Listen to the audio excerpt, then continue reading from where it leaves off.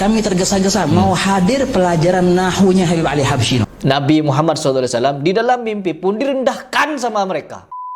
Ibnu Taimiyah memiliki penyingkapan-penyingkapan Rabbani, ilham dan karomah yang merupakan karunia Allah dan pemuliaannya kepada para walinya sesuai apa yang sampai kepada kami dari beliau. Maka Al-Allamah Ibnul Qayyim menyebutkan dari hal tersebut sejumlah kisah yang sangat banyak. Dan aku mendengar dari guru kami Ibnu Qadi Al-Jabal, ia berkata, aku dahulu berada di masa sibuk-sibuknya menimba ilmu dan terus-menerus mendampingi sang Syekh Ibnu Taimiyah. Maka aku melihat pada suatu malam dalam tidurku, seakan-akan orang-orang berkata Nabi SAW sedang duduk di madrasah Syekh Abu Umar. Maka aku segera bergegas ke sana. Dan ternyata Nabi SAW sedang duduk di mihrab dan para sahabat berada mengelilinginya. Dan ternyata guru kami Ibnu Taimiyah duduk di samping beliau, sama seperti apa yang diceritakan oleh orang tersebut, teman-teman.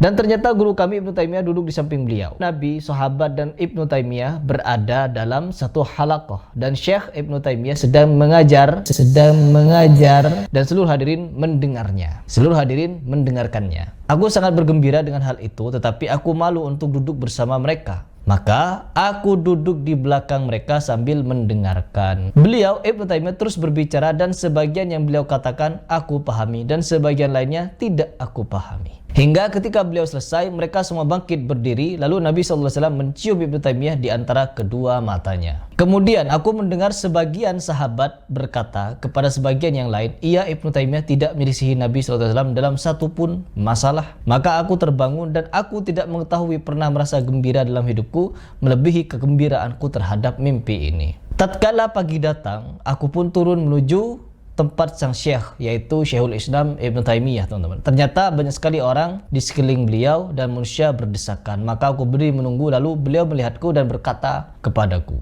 masuklah dengan syarat bahwa siapapun yang melihat mimpi jangan menceritakannya kepada kami. Disimak baik-baik.